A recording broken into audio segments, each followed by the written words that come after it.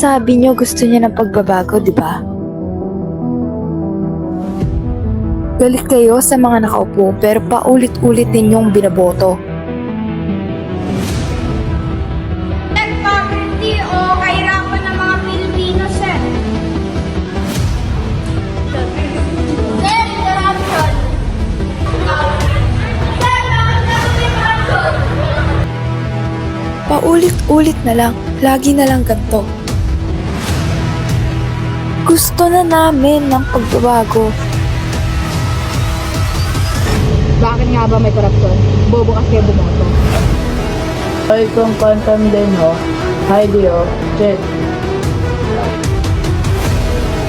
Lahat ng to ay dahil sa mga demonyong walang pakialam sa ating mga nasasakupan niya.